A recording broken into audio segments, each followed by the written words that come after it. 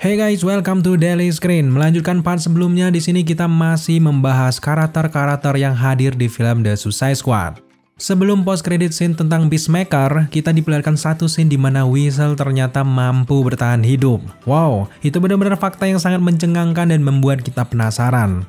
Dalam sebuah scene singkat ini, Weasel ternyata bangkit dan berlari ke hutan. Sebagai pengingat, Weasel berada di tim pertama Suicide Squad bersama dengan Harley Quinn, Seven, TDK, Captain Boomerang, Mongol, Rick Flag, Javelin, dan juga Blackguard. Ya jelas kita tahu bahwa tim ini awalnya sangat menjanjikan, tapi memang pada akhirnya harus dibantai dengan begitu mudahnya. Tidak cukup dengan kejutan, sebuah mini plot twist juga terjadi lagi ketika film ini akan segera berakhir. Faktanya, Weasel ternyata mampu survive.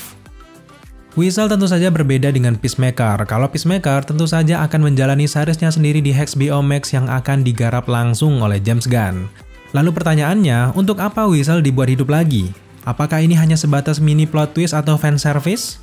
Atau memang James Gunn ini sengaja membuat scene ini sebagai ledakan kecil di filmnya? Atau James Gunn jangan-jangan punya rencana lain agar Weasel akan bergabung dengan Peacemaker di seriesnya nanti? Wow, jelas kita sangat tidak sabar untuk menantikan masa depan dari karakter satu ini. Tapi sebelum kita membahas masa depan dari karakter Weasel di DC, kita perlu tahu origin story dari karakter satu ini guys. Di film The Suicide Squad, Weasel tidak mendapatkan kesempatan untuk dibahas backstory-nya. Karena apa? Karena memang dia udah mati duluan guys. Nah, berangkat dari bagaimana malangnya nasib Weasel ini, makanya video kali ini kita buat. Kali ini, kita akan menjelajah jauh ke belakang bagaimana origin story dari karakter Weasel.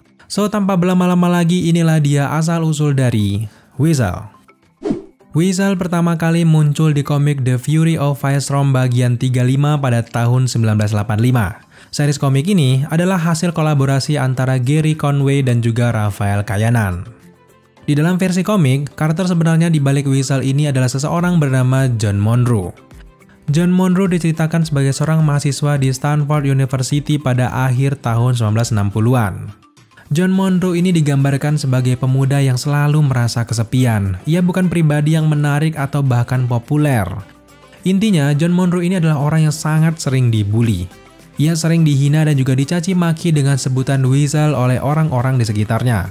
Hal ini tentu membuat John merasa sangat-sangat sedih.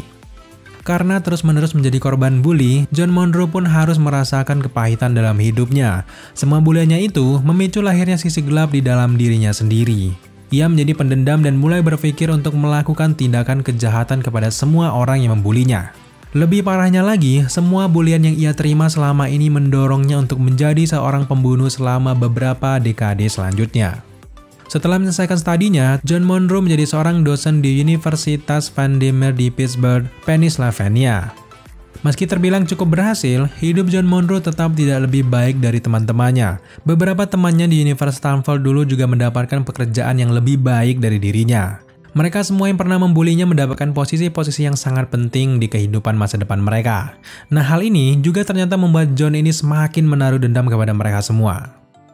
Selanjutnya, John Monroe ini membuat sebuah rencana pembunuhan kepada mereka yang dulu sering membulinya. John berusaha merasionalisasi pembunuhan teman-temannya itu. Ia menganggap kalau mereka sebagai ancaman nantinya yang akan mendapatkan kepemilikan Universitas Vanderbilt tempatnya bekerja. Nah, hal ini menjadi motivasi kuat bagi John Monroe untuk melakukan aksi pembunuhan.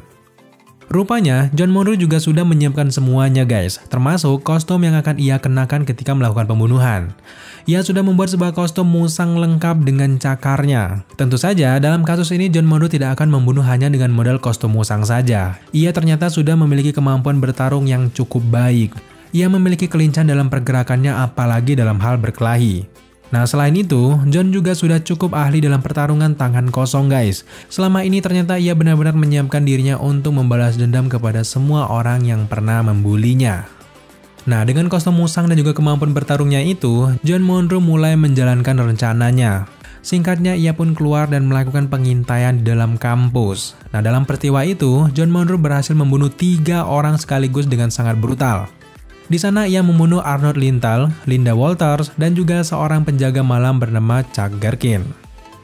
Nah, karena muncul pertama kali di komik Firestorm, karakter John Monroe pasti akan bersinggungan langsung dengan karakter Firestorm. Kita tahu bersama kalau Firestorm adalah superhero gabungan dari dua manusia yaitu Ronnie dan juga Profesor Stein. Di antara kedua karakter ini, Profesor Stein lah yang paling cerdas dan dia adalah otak dari Firestorm itu sendiri. Secara kebetulan, di masa itu ternyata Profesor Martin Stein mengajukan lamaran pekerjaan di Universitas Vandermeer sebagai profesor fisika. Bagi seorang John Monroe, Profesor Stein tentu saja akan menjadi sebuah ancaman yang sangat serius. Nah, untuk itulah ia kembali menyusun rencana untuk membunuh Profesor Stein. Nah, saat itu John tidak tahu kalau Stein ini ternyata adalah setengah dari Firestorm.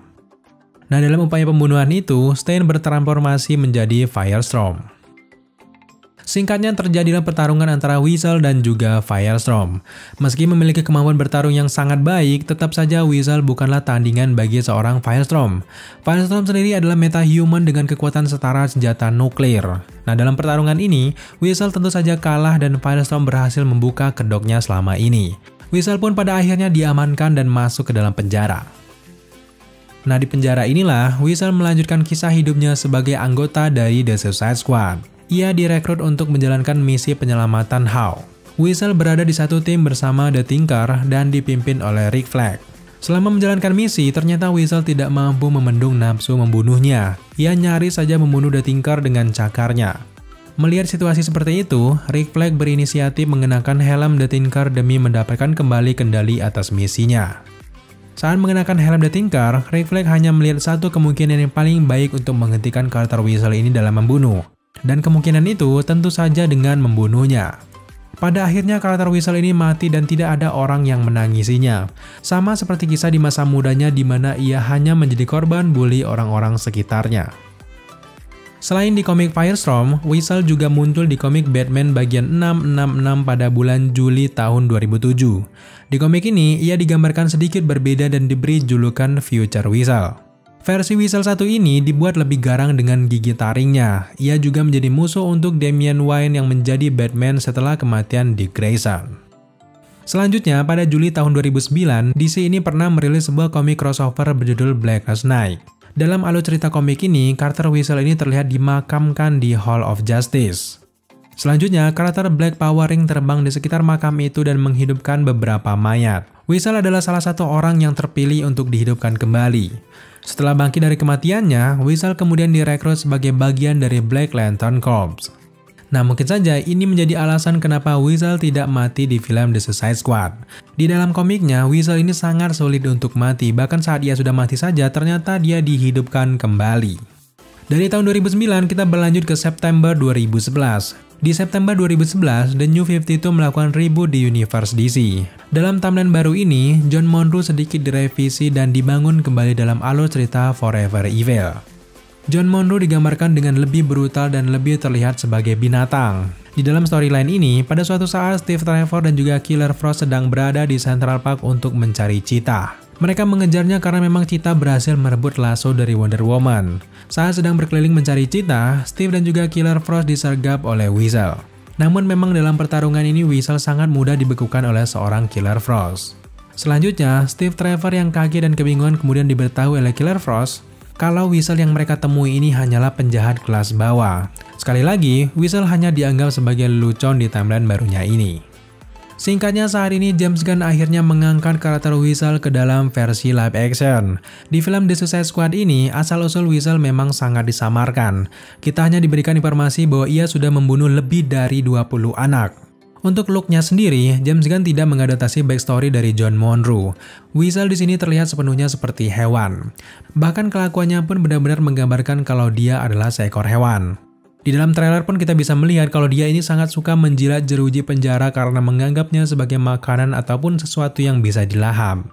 Ia bahkan tidak mendapatkan kesempatan bertarung sama sekali di film ini.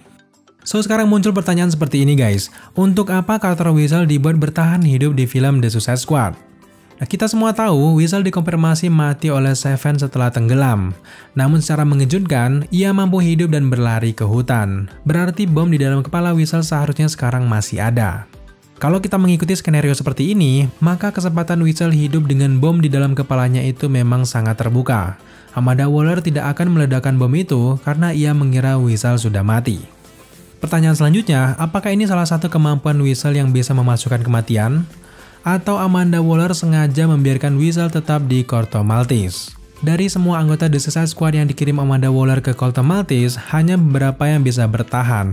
Mereka adalah Peacemaker, Bloodsport, Ratchet 2, King Shark, dan juga Harley Quinn. Kita semua tahu kalau Bloodsport di akhir film meminta pembebasan anggotanya karena dia memang memiliki drive rahasia yang dijadikan ancaman kuat untuk Waller.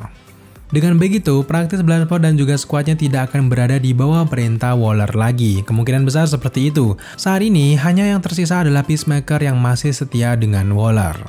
Pertanyaan selanjutnya, apakah Waller akan membentuk skuad baru bersama Peacemaker? Atau mungkin saja, Waller pada akhirnya akan tahu kalau Weasel masih hidup. Dengan bom yang seharusnya masih ada di kepala Weasel, Waller bisa dengan mudah merekrut kembali Weasel untuk menjalankan misinya. Untuk kali ini, tentunya Waller tidak akan membiarkan Weasel terjun ke air lagi. Mungkin di sequel selanjutnya, jika memang proyek ini masih terus berlanjut, kita akan menyaksikan Weasel terlibat dalam pertarungan. Atau jangan-jangan secara mengejutkan, James Gunn menyimpan Weasel dalam case rahasia yang akan muncul di series Peacemaker nantinya. Memang sangat sedikit informasi mengenai Weasel hingga sejauh ini, namun kemungkinan karakter ini untuk terlibat lagi di proyek DC selanjutnya memang sangat-sangat besar. Di dalam film The Suicide Squad, dengan tumbangnya Starro, Corto Maltese kehilangan urban legend-nya. Dengan Weasel yang terlihat berlari masuk ke dalam hutan, mungkin dia bisa menjadi urban legend baru yang akan meneror Corto Maltese. Atau mungkin saja nanti di pulau ini akan membunuh puluhan anak kecil seperti yang ia lakukan sebelumnya. Lalu, kabar matinya puluhan anak di Corto Maltese menjadi pemicu Waller untuk mengetahui fakta bahwa Weasel masih hidup. Momentum itulah yang akan ia gunakan untuk merekrut Weasel kembali ke dalam Task Force X yang baru nantinya.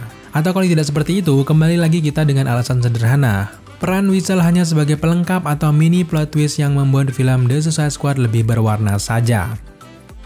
Tapi terlepas dari semua itu, kita tunggu saja kelanjutan proyek DC selanjutnya. Kalau kalian punya informasi atau teori lain mengenai Weasel, silahkan kalian tambahkan di kolom komentar di bawah. Oke guys, itulah origin singkat dari karakter Weasel yang hadir di The Suicide Squad. Terima kasih kalian sudah menyaksikan konten ini sampai akhir. Jika kalian suka dengan konten seperti ini, jangan lupa dukung kita dengan cara subscribe, like, komen, dan share. Serta jangan lupa juga untuk nyalakan notifikasi agar kalian mengetahui apabila kita mengupload video setiap harinya. Thank you guys, dan tetap jaga kesehatan kalian agar bioskop cepat buka.